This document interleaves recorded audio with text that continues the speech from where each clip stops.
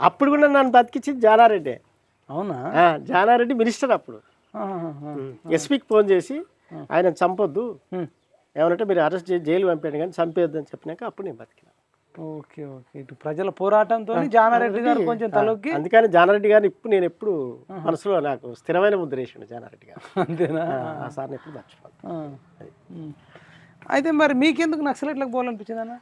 వాస్తవంగా ఎందుకు పోవాల్సిందంటే అప్పుడు ప్రతి గ్రామంలో ఈ ఉన్నత వర్గాలు పేద వర్గాలను అణిచివేసేది. అణిచివేసి జీతాలు ఉంచుకొని కడు బానిసలుగా తయారు చేసేది. అటువంటి బానిసత్వానికి వ్యతిరేకంగా పోయినాం. పోవాల్సిన పరిస్థితి వచ్చింది, పోయినాం. కానీ అది బై మిస్ ఎన్కౌంటర్ మిస్ అయింది. మళ్ళీ ప్రజల్లోకి వచ్చింది. ప్రజల్లోకి వచ్చి ఇక అప్పటి నుంచి నేను రాజకీయాలనే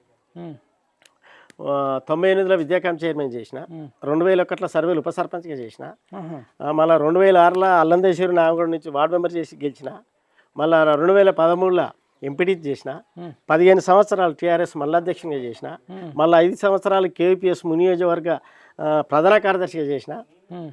మన కైతాపురం సంఘటనలో మన పేదోళ్ళను మంత్రాల పేరుతో చంపినందుకు వారికి విముక్తి కావాలని నిరాహార దీక్ష చేసి వాళ్ళకు పైసలు ఇప్పించిన.